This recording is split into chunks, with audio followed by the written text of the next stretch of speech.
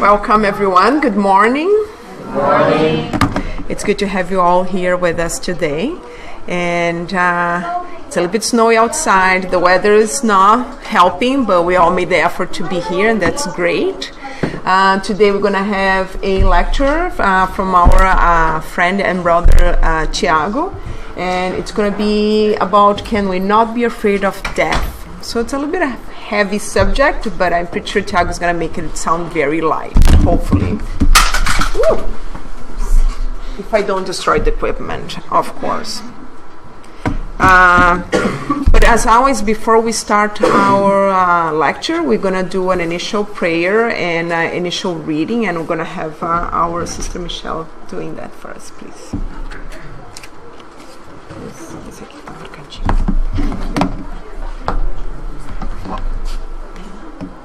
Good morning. Good morning. The book Happy Life. In all circumstances, be yourself. Do not try to appear better than you are or underestimate yourself. Do not appear to be what you are not. As you yearn for a better position, work hard to achieve it. When you discover imperfection, strive to improve yourself. Both the person who exhibits ability that he does not possess and the person who hides those that he does possess are lying. Being genuine in the way to acquire dignity. Going up is slow for everyone.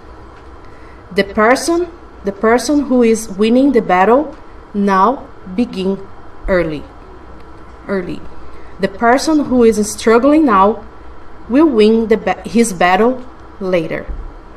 Do not be embarrassed by the fact that you are a spirit on probation. In their time, your friends of today walk the road that you are now on. Let's this moment calm ourselves. Let our friends who are here today with us spread the light, and we can receive all this protection, these treatments. We ask for protection to all of us, for those who's not here, and for all people around the world. They can receive our love, our positive thoughts, many blessings for those are in suffering, incarnated or disincarnated.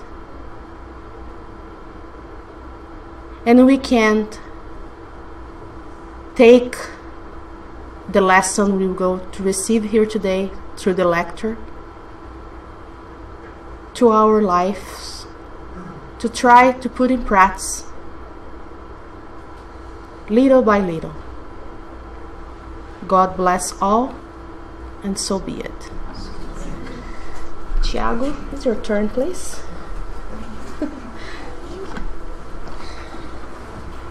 Good morning, everyone. Good morning. I'm always very happy to be the lecturer when there is lunch and learn. The attendance is like amazing. It's really great. Okay, I was trying to reflect a little bit on the message this morning, and somehow if we can make any connection from the message that we heard from the book and to the theme, which there's an apparent contradiction, happy life and death. What does one thing have to do with the other? Maybe we can try to make a little sense of those apparently two different things, life and death, at the end of the day, are connected. We know that this is a continuum. We're talking about spiritual life. We're talking about spiritual values. We're talking about spiritual growth. And talking about life and death is usually something that we can do together. Because at the end, it is a continuum that we are facing. And when I was listening to the message, I was struck by the sentences. Wherever I am today, I can see others that are in a different level than me. And they are in a better situation today, but I can have some hope that I will be in that situation tomorrow. If someone is helping me tomorrow, I can help someone that is below me today to grow as well. When we talk about death, and specifically about this question, can we not be afraid of death? And I can say today, at least I can answer to you out of the bat, from my point of view, where I am in my level of evolution. Can I not be afraid of death? No, I cannot. I have fear. For many different reasons, I am afraid. Of death, per se, I don't know. Of dying, maybe. Of what death causes. Of what the events that lead to my death might cause to me. Are those events pleasurable, painful? When I read that question, a million other questions came to my mind. And let's see if we can at least navigate through these questions. Maybe the answers are not going to be given at the end of this lecture, even because this answer can be given to each one of us through our own reflections and our own conscience, our own examination of our own lives and how we are living today, and what death and life represents for each one of us. But my invitation is that we can go together, each one in their own level, each one with their own understanding, to try to navigate through this subject. And I believe that if doing together, we can navigate with the confidence that we are all together thinking and living that. We are not alone when we think about that. We are not alone when we live the feelings, the emotions, the reactions that we have talking about death. And from the Spiritist point of view, and that's what we are here for, we understand that to be born, which means to incarnate, to die, which means to discarnate, and to be born again, which is reincarnate, which are things that we talk a lot here in our studies, studying the Spiritist books. It is a natural law. Putting in context that death is part of a natural law, and it happens with all of us, and it must happen with all of us. Hopefully, it helps us to feel like integrating death in our existences, and try not to see death as something sometimes so separate from our lives, or something that many times we avoid, or even we fight against. But try to understand that death is something that integrating in our existences will make all the difference in order for us to live with a different perspective of our own lives. And why then is important to talk about death? And Jesus himself already told us in a very clear way that knowing the truth will give us freedom. If we understand what death is, we will then be able to make a choice to experience, to live in a different way. The choice is ours, but the truth, as one of my favorite TV shows ever, the X-Files, the truth is out there. Which means that the theme, the subject, the opportunity is there for us to live it. And Jesus makes that invitation for us. And I believe that many of the, a lot of the reasons why I come here, to try to study, to try to understand, and to try to, as Michelle said in her prayer, to incorporate those informations that we try to acquire and comprehend to our lives matter. And the freedom means the freedom to choose one day after the other to live this with a different quality. Am I going to struggle more or less facing the theme and the experience of death, dying, and everything that comes with it? We know that we are in this journey of knowing and integrating this knowledge in our lives, and probably death is one of the most, at the same time, subject that we most talk about. Many religions, many faiths always touch upon death. Each one will give kind of a different perspective.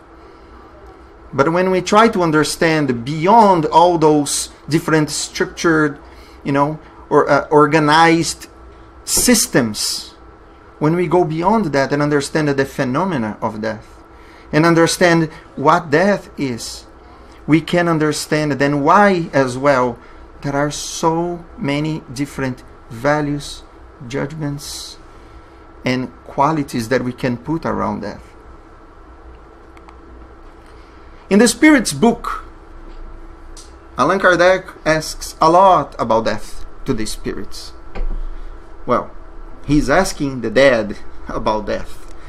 So nothing better than them to explain to us. And the first question that he makes, one of the first questions that he makes is very simple. Do spirits have an end? Because for us, as incarnate spirits, as people who are alive, death is inevitable. We live in a cycle. Be born, to grow, to reproduce, to age, and to die. Does that happen the same with the spirits? Nope. The spirits are very clear. The individual existence have no end. The spirit will not end. The spirit will not die. From the moment that we are born, we don't die anymore. It doesn't help much, to be very honest. It doesn't help me much. Okay, what is not dying? It's difficult for us to grasp that conception that we will not end, because there is a lot of ends in our existence. We live in a life today that always poses to us the end of something. But there's a reason for that as well, which is actually not a bad reason. It is a good reason. But it matters the way that we see it. And of course, he will just give us the foundation for all this understanding. What is the soul? And the Spirit will say that is an incarnate spirit, which means that we must incarnate. We are a soul today. We are incarnate spirits. And what is the soul before incarnates? A spirit. But that is interesting, because then we can think, oh, so then we were alive before. That matters as well. That means that there is a lot that we carry with us, including the fear of death from previous existence. How did we live our lives before? What happened with us? What was the quality of our lives? Who we were with? What happened then? Did we die before? Which means, did we discarnate before? How was it? Do we carry the memory of those discarnations? What happens after I discarnate? Why I don't remember any of that?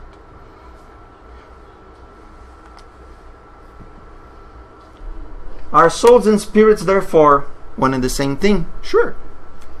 But the most important than the question and the answer itself is that explanation here. Before uniting to a body, the soul is one of the intelligent beings of the universe. Then we are populating this universe as spirits. We do have an existence. We do have a history. And we temporarily assume that physical garment to allow us to then live the incarnate life with all the blessings and the struggles and questions that we are having right now, until the day that we undress again, and then we move on and we move forward. And the idea is this last part, to purify and to enlighten ourselves. Okay, then that means that to be born, to die, to be reborn has a reason, has a meaning. If we start to understand that why those things happen to us is because we are here in order to purify ourselves, in order to enlighten ourselves, in order to get better. That means that instead of seeing this only from the point of view of fear, of destruction, of nothingness for some, of pain, we understand that there is something that comes with it.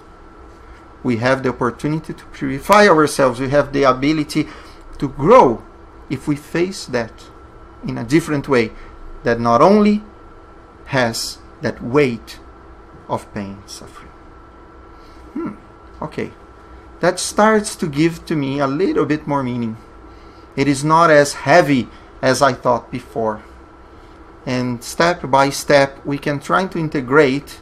Again, might not necessarily integrate fully this in that existence or the next, but it is an exercise for us to try to integrate those informations and this new knowledge in our lives in order to try to see the things that we are living, or to see the experiences that we have with death from a different point of view. And what is death, after all? The dictionary would say, right? The end of life. The end of the vital functions. The ruin of destruction of something. You see, from the material point of view, from the incarnate point of view, from the common knowledge that we have, which is our language, here's a dictionary to talk about that, right away, there is something negative with it, something destructive about death. And most of the time we carry this. How we communicate, how we pass information one through the other, how we carry our knowledge throughout the centuries, the cultures, our languages, has a lot of importance for us to understand what that is and how we see it. But of course, that Allan Kardec, way before the Merriam-Webster dictionary probably, was already very curious to understand, what about after? If death is destruction, there is nothing, right? Nope, it's not like that. The spirit will become a spirit again. The soul, undressing, will go back to that same spiritual world where he came from. He returns to the world of spirits. Not necessarily we will have that certainty today. Maybe there is a reason for that. Maybe something in us still doesn't allow us to see freely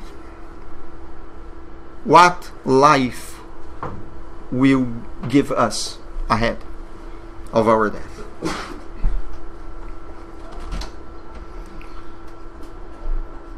We understand from the Spiritist point of view that what dies is the body.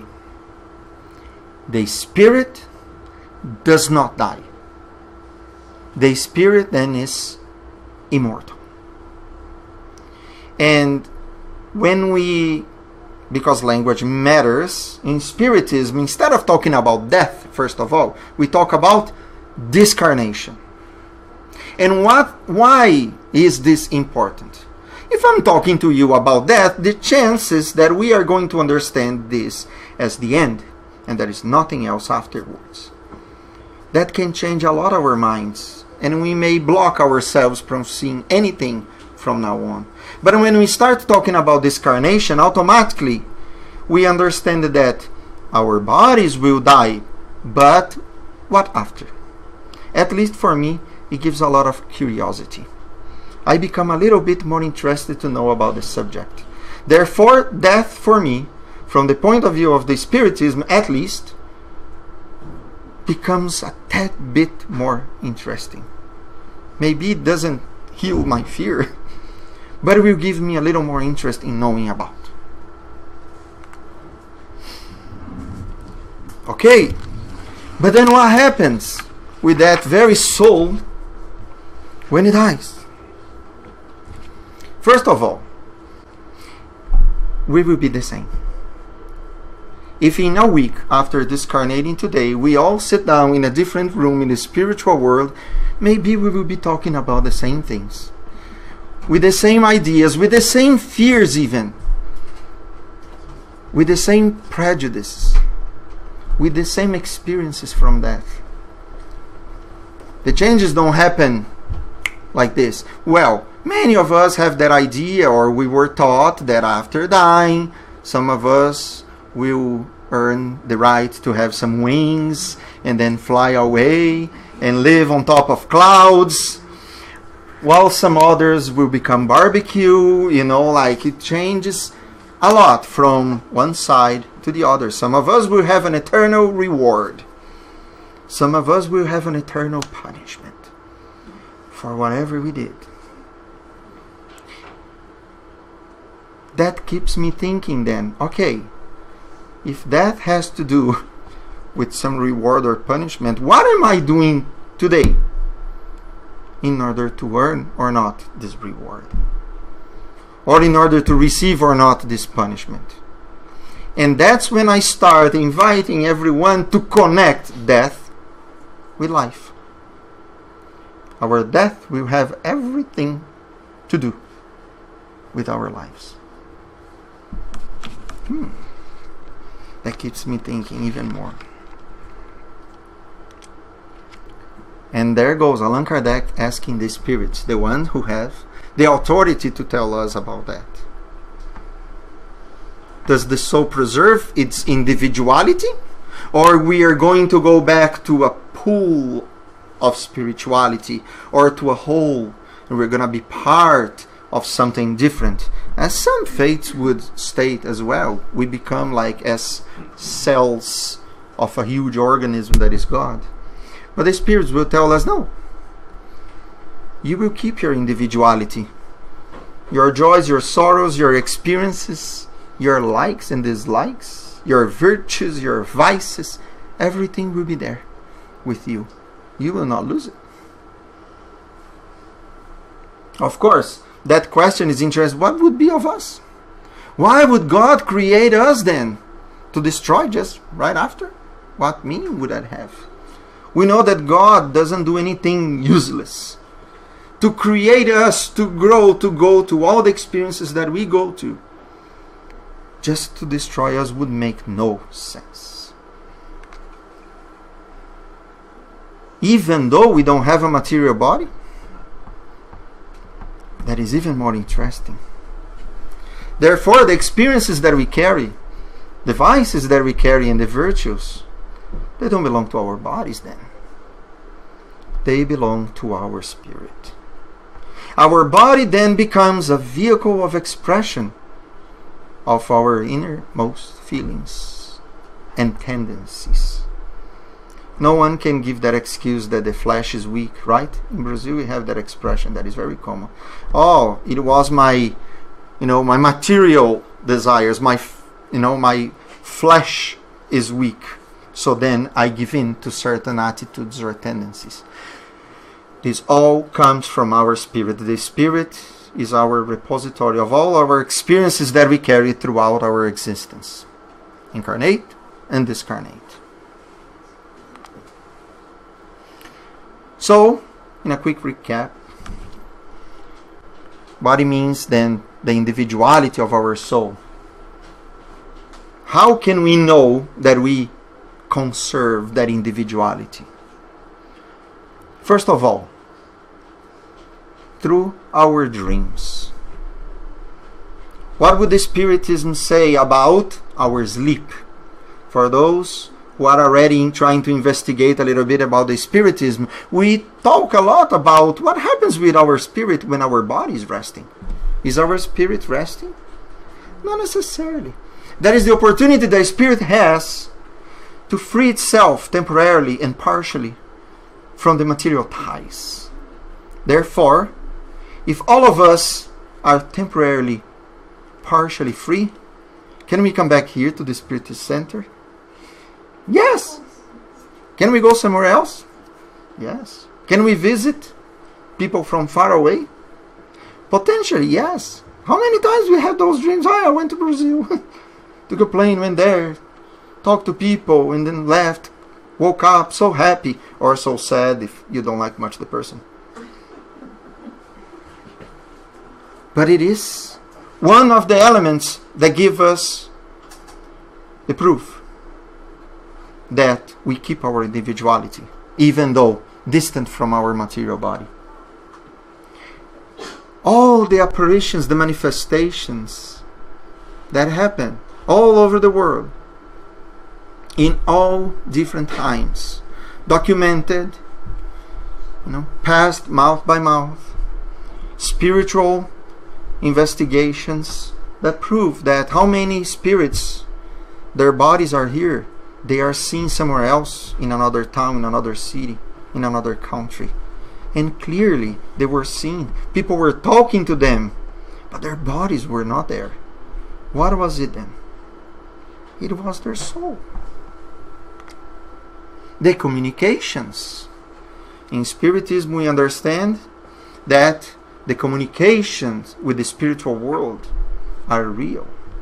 They happen directly, ostensively, usually with the intermediation of someone called medium, which is a person that has the faculty of communicating, seeing, listening, perceiving, feeling the spiritual world. Some more, some less. Some of us receive some different thoughts in a time of decision. Some of us can see the spirits almost in a tangible way. Some of us have the ability to really have that feeling when another spirit is approaching us. And then we talk soul to soul. And the diversity of the spirits as the diversity of individuals here incarnated. The communications have all sorts of quality as well. Some serious, some silly, some childish, some very mature, some to teach, some to mock. That reflects the individuality of the spirit and the proof that the spirit doesn't change radically after discarnation. We carry our tendencies after our discarnation then. And what would then happen?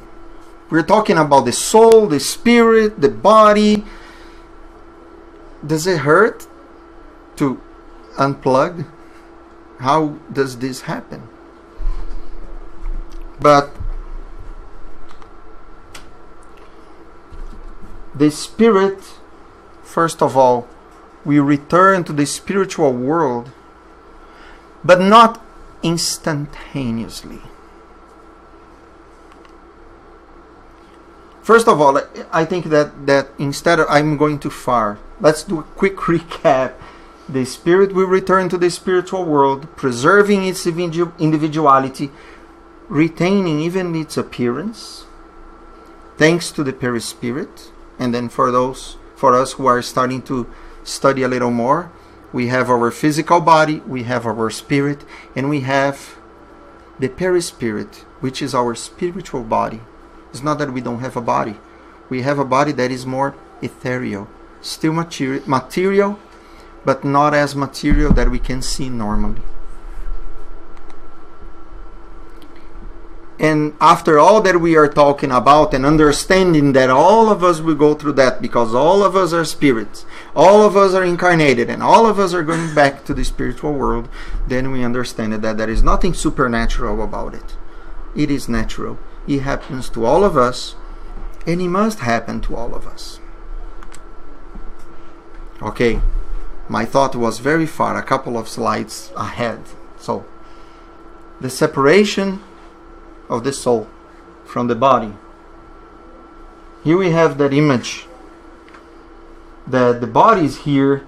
There is a tiny little wire, a tiny little fluidic tie, energetic tie with the spirit that is here. The body and the spirit.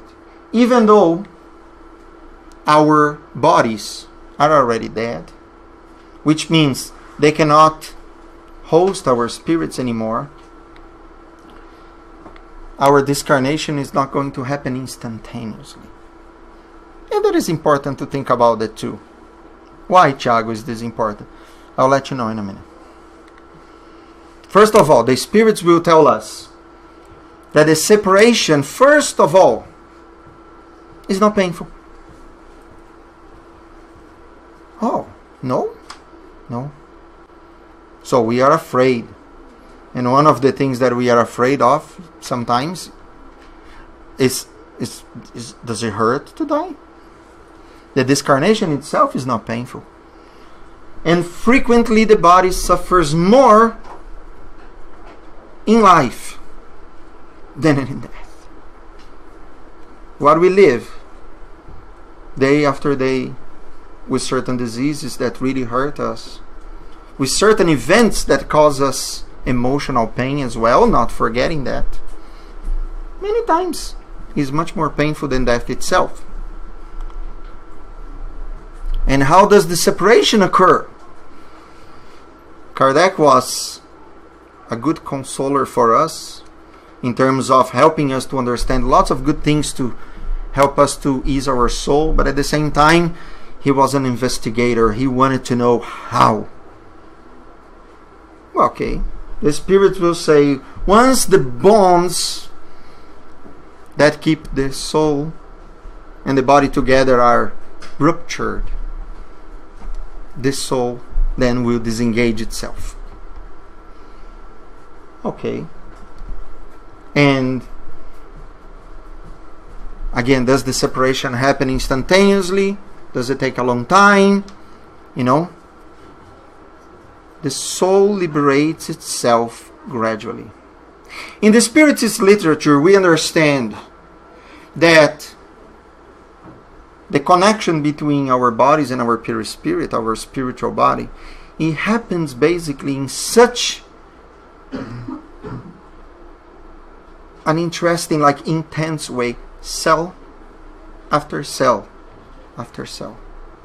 We understand that from the moment of conception, which means from the moment that the first cell, the egg is created, there is a link between our bodies and our perispirit. And then after every multiplication of cells, there is one more tie. There is one more tie. Until the time that we are born, until the time that we keep growing, and the perispirit keeps connecting itself with the body, until our full incarnation. To be incarnating is a gradual process. To discarnate is a gradual process as well. And in the book of Genesis, Allan Kardec will explain that with a little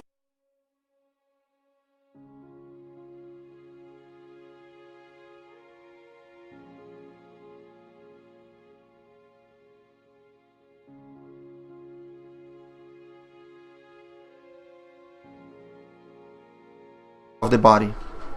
But it is the death of the body when the molecules are not alive anymore, when the systems are not alive anymore, when the body is not function anymore and doesn't retain its vitality, then it cannot host the spirit. So then the spirit will disengage and go back to the spiritual world for good. And after, which means, what about when we get there?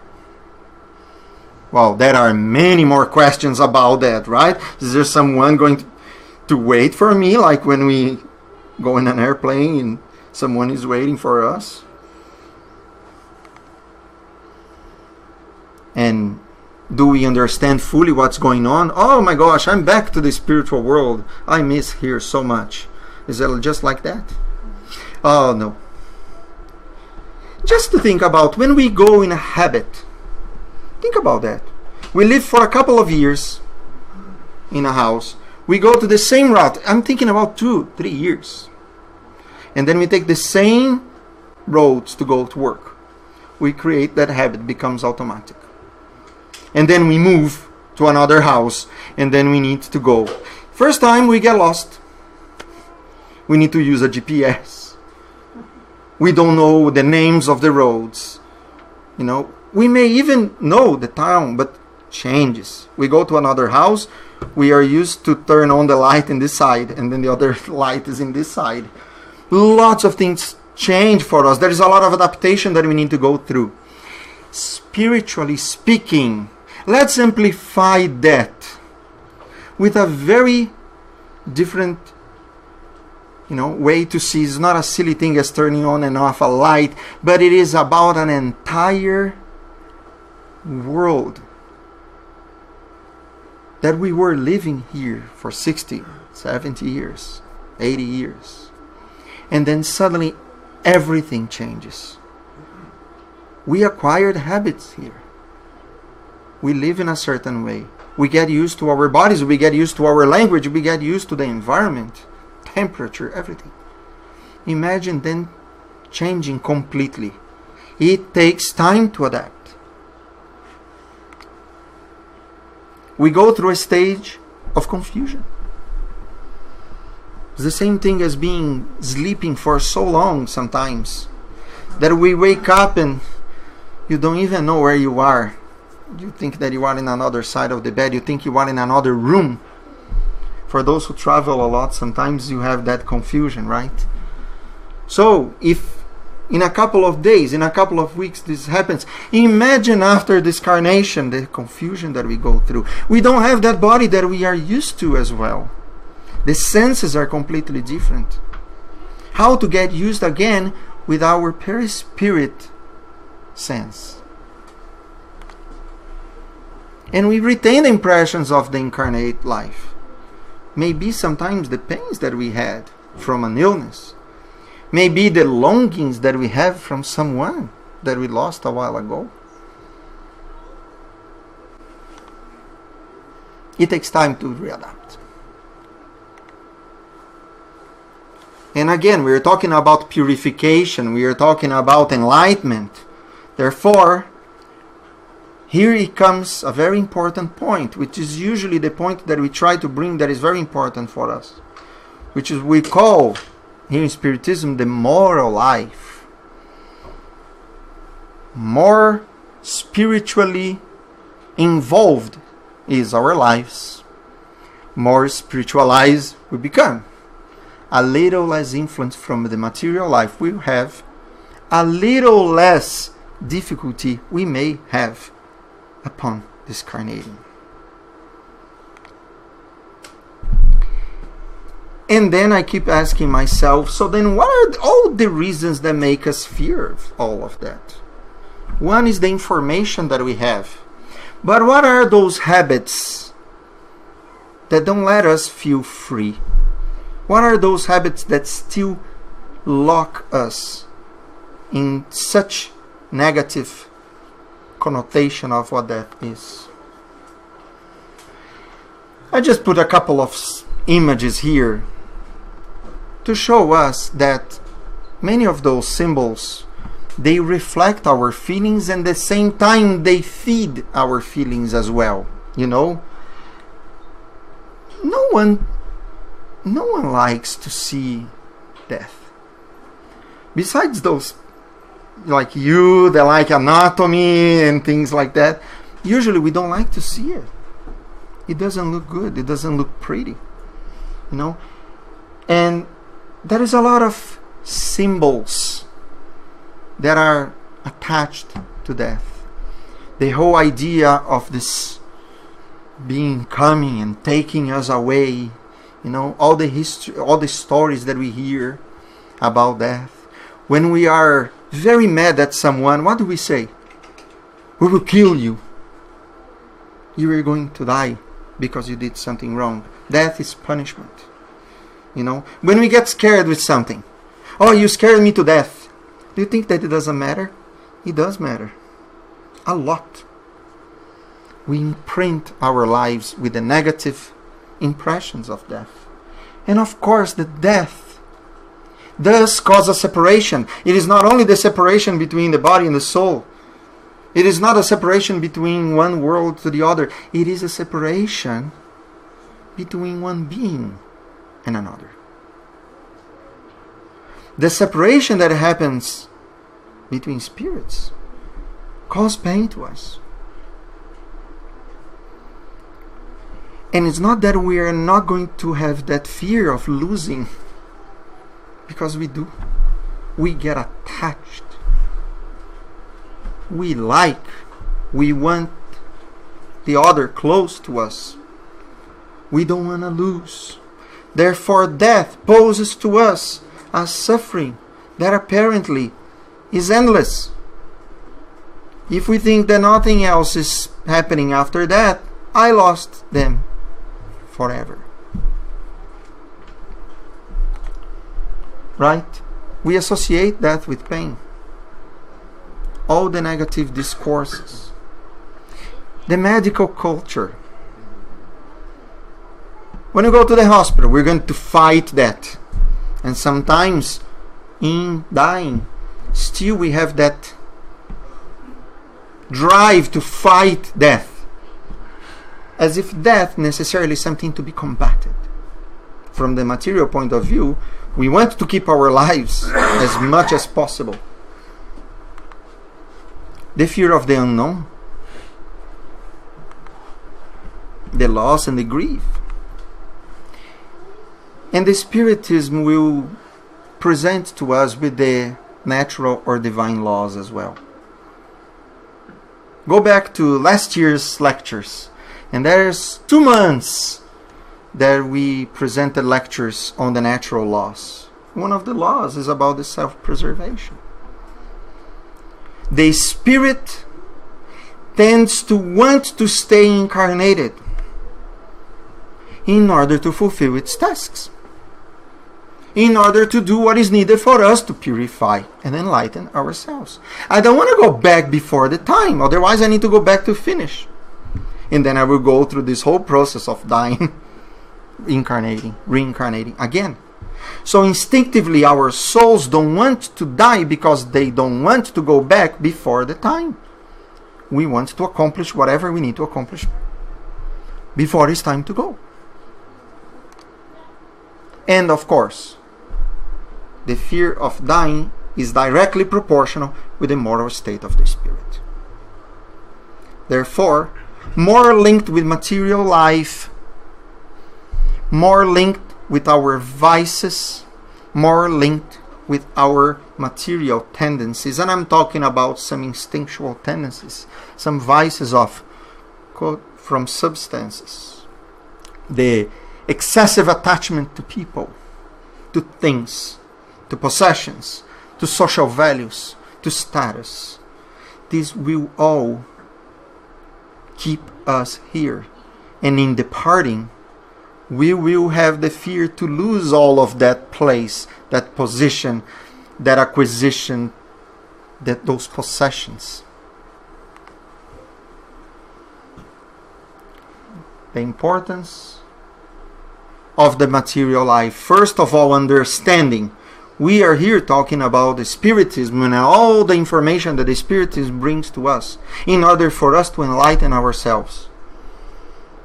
And it makes a considerable difference because we will understand where we come from, we will understand where we are going to, we understand what happens with us, and we understand what we need to do or what is good to do. It's not about we need, what is the good things that we can do in order to live better, in order to die better. Each one in their own stage of evolution. Each one with their own stage of understanding. Each one, therefore, with more or less fear. The practice of the good and the purity of conscience exerts the most influence. That's what we call our moral lives. We know that the morality means our ability to distinguish good and bad, and to act upon those values, good and bad. Therefore, trying to practice doing good. To whom? Oh, to myself, to you, to each other, to where we live. The common good will help us. Absolutely, will help us. Therefore, the cause behind greater or lesser difficulty of disengagement of the soul is the moral state. And here this passage is about the book Heaven and Hell, that presents to us so many examples of spirits, like testimonies of spirits after discarnating, and talking about how they acted while incarnated, and what happened with us, the consequence of their lives when they discarnated, from the point of view of how long did it take to disengage from their own bodies, to their moral state, their happiness or their unhappiness upon arriving to the spiritual world.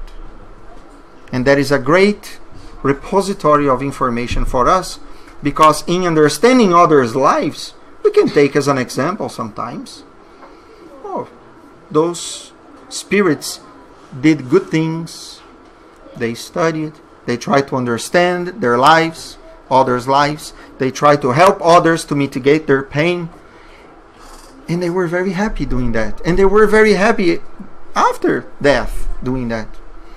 The ones who were so attached to the material things, the ones who didn't care about others, the ones who deliberately hurt others, what will happen with them afterwards?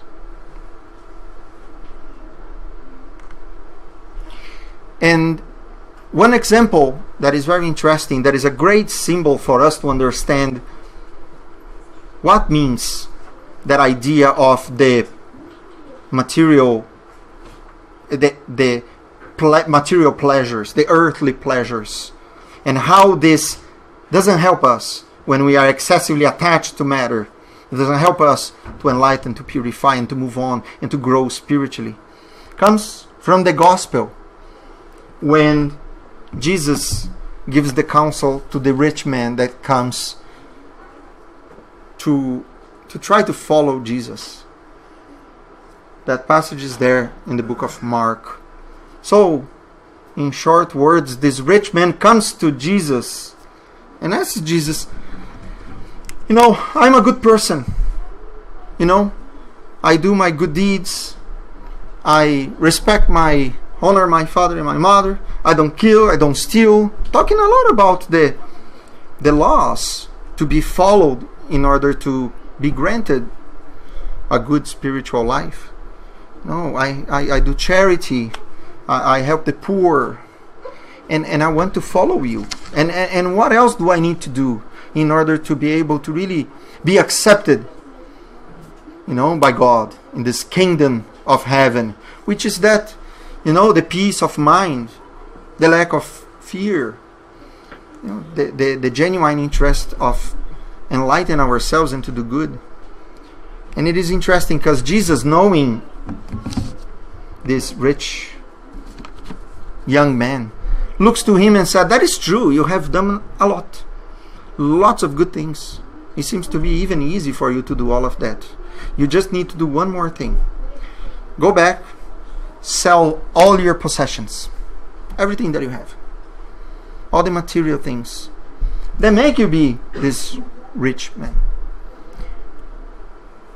Give to those who need, and then come to me, and then follow me. And what happens with him? Do you remember? He just becomes very sad, and then he turns his back, and he never more comes. He never more returns, because he was very rich, and because he didn't want to give up from that. Now, like everything in the Bible, we need to understand from the symbolic point of view, from the essence. Doesn't mean that we need to go, leave this lecture, and please don't do that. Sell all your possessions, give to the poor, and follow. No. That means that for this man, there were things that were very easy to be done. It is easy for me to give 10% of what I have when I have a lot. It is easy for me to give good words when I only hear good words. It is easy for me to console when I have nothing to struggle with. But give away sometimes what gives us comfort, which is that material comfort, that excessive attachment to material things that make us be in a very comfortable state and do beyond our means sometimes. When we are not very patient and we stop to listen to someone that needs to talk. When we are about to leave for our concert there, or we bought a ticket long ago, and someone calls you like, I have a problem, can you help me? Those little elements of daily life that we see what it means to give away of our possessions, to give away of that wealth of comfort in order to give ourselves to a different cause, to a different person, to a different need, to a different interest, to a different perspective, to a different point of view, going beyond ourselves a little bit. And then we start to understand a little more the importance that our moral lives have in order for us to start thinking about enlightening ourselves. And I believe that everyone is hungry, so then we can wrap up. Jesus told us before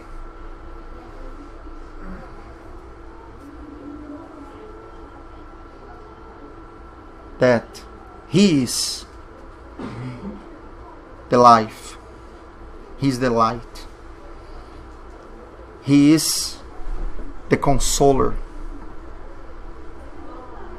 And His lessons are here for us to reflect on, for us to meditate upon, maybe for us to act upon. When He gives us consolation for our afflictions, when He gives us hope for our despair, when He gives us the elements that we can use in our lives in order to live facing our struggles, facing our fears, including our fear to death, from a different point of view. He says, I am the resurrection and the life. He who believes me, though may die, shall live. Sometimes we need to make things die. Old habits die. Old beliefs die. Old attitudes die.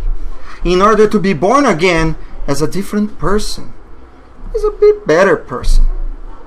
So then we put in practice through these very little daily life experiences what means to die, to be reborn, to live and to die and to be reborn again. From the concrete to the symbolic states, we die and we are reborn every single day with better opportunities to do different things in our lives in order to face life and death with different eyes. So the invitation is that ahead of us we are able to face death with the eyes of the living Spirit. Thank you so much.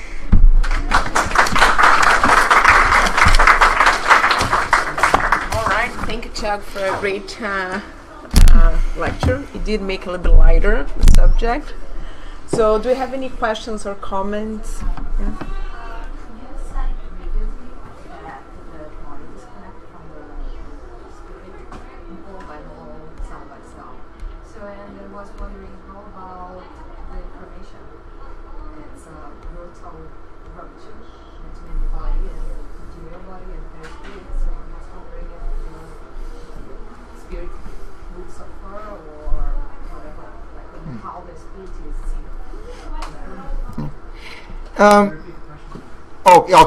So the question is about cremation. We are talking about the disengagement of the body from the soul that is gradual, that doesn't happen instantaneously. So what about cremation, which in minutes will destroy the body, right? And the Spiritism talks about that a lot. The Spiritist literature, especially the Spirit Emmanuel, that wrote and gave lots of lessons through the medium Francisco Cândido Xavier, talks about, gives a suggestion that we wait a little bit. And usually they say around 72 hours at least, in order to prepare the body and to make that transition, to cremate the body. So then even in some places there is some requirements linked with that. So then we would wait a couple of days in order to cremate the body. He gives that suggestion. From the spiritual point of view, it would probably minimize the effects of some consequence for the spirit. But at the same time, we can understand as well that we are being assisted. We don't die alone, ever. Therefore, our spirits are being taken care of, as we speak, by our spirit protectors, by those who are helping us to make the disengagement. Knowing as well that our bodies may go through that process, maybe the spirits can help that spirit in that moment to make the disengagement in a way that would, finally disengage the body from the spirit before the body is destroyed. We are always receiving help. Therefore, in an event that our bodies will be finally completely destroyed, we will have the help that is possible for us to have, if not to cut completely that link, but at least to diminish probably any consequence that we may have from that. And I think, as you brought on your lecture as well, would depend on the moral level. So some spirits that disconnection can take hours, and some can take a couple of days. It will depend how attached you are to the material or not. I think we have 2 questions from the internet. Yes, we have a question from our viewers. The first comes from J.C. Guzman, and the question is, can we remember the memories from past incarnations after we discarnate from our incarnation? Okay, so JC is asking if we can remember previous incarnations after we go back to the spiritual life. And the Spiritist literature also would say it depends. It depends on our moral state. It depends if we are ready to remember, because in many ways we may not have good memories of that. Today we are, spiritually speaking, in our best incarnation. If we still struggle and do good and bad things, imagine 200 years, 500 years, 1,000 years ago. We were much more primitive. We were much more brute. Therefore, only when we are spiritually, morally prepared to remember our previous incarnations, because then we will know how to use that information in order to grow spiritually.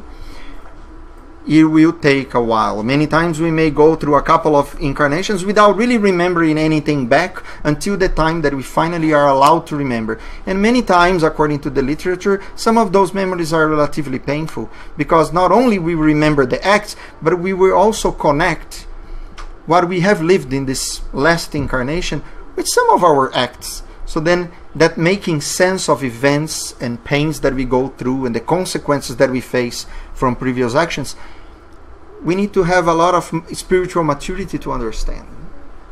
Thank you, Liz. The second question is from Elaine. She's asking, how can we know if we have not fulfilled what we must fulfill before we die? Present incarnation. Why, if we have fulfilled everything, The million-dollar question. Before incarnation, but we just don't know about it? Intellectually speaking, we may not know, but there is one place where we have that intuition, and that place for some is called our pillow, right? Like when we go back and we put our heads on our pillows, that's when the conscience awakens. Therefore, we may not know but we know the feelings that we have, that when we have that intimate feeling that something is missing, something is not going in the direction that I want it to be, maybe there is a time for a bit of a reflection. Maybe there is a time for a little bit of, soul searching, as some would say, in order to see if I am being fulfilled myself with the things that I'm doing, with the attitudes that I'm having. Do I feel bad when I act with someone? Do I feel good when I act the way that I'm acting?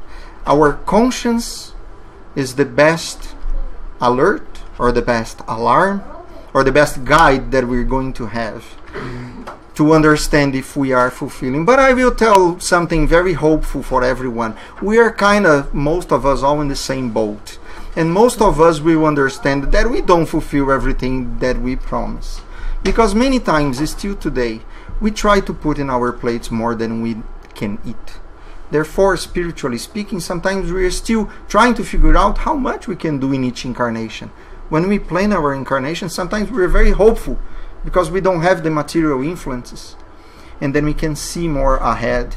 But then we come here, we forget, we deviate from the path a little bit of times, and then we go back a little bit of times. So we can be sure that we will make some mistakes, but they are valid because they are the ones that are going to help us to go back to the path. Normally we may not fulfill everything, but whatever we will fulfill, we will never forget. This is for sure, which is a very positive thing. Whatever good we do, we will not undo. Whatever the Spirit acquires, it will acquire for eternity. Okay. Thank you. What happens with organ transplant? Is the original spirit still attached and has to detach, and the spirit of the body that it's in has to attach cell by cell? It sounds like it's a slow, gradual process. You see, during that disengagement, probably technically speaking, the spirit will not need specifically that organ because already it is preparing itself to recover its perispiritual senses. And remembering as well that this is a good act. Remembering as well that there is some goodness attached to that act. Again, we are all being helped by our protectors and our good spirits. And there are spirits very well specialized to help us to make that disengagement. If an organ is being given to someone and we will help them to keep going forward with their own incarnation, for sure our good spirits will help us that organ is not gonna cause us any harm. It is the opposite. Probably that action automatically will be counted as credit for the spirit. We also have to remember that, like Tiago said, it's not the spirit that we don't die because the spirit disconnects. It's the opposite. We die because the body no longer can keep that bond. And the first things that fail on when we have a death is our organs. They're the first one to fail, and now you cannot provide life anymore. So I think André Luiz talks about that in one of his books, when there's five guys that they come to help with the discarnation. I think it's Obreiros da Vida Eterna, I think. Workers of the Eternal Life, if I'm not wrong. And one of them they show, and if I'm not wrong, he says that the organs are the first one to be disconnected. So when the disconnection starts, because they're the first one to fail. And then the rest of your body, like the muscles and everything, starts to shut down because your vital organs are the first one to fail. So that's the first disconnection in there. So I think technically they would be probably the first ones to, in the process, to lose that disconnection anyways. Any other questions or comments? No? So a little bit over time. So let's prepare ourselves for the passes. And now we're just going to call the kids. Bye everyone on web with us. Thank you for being with us.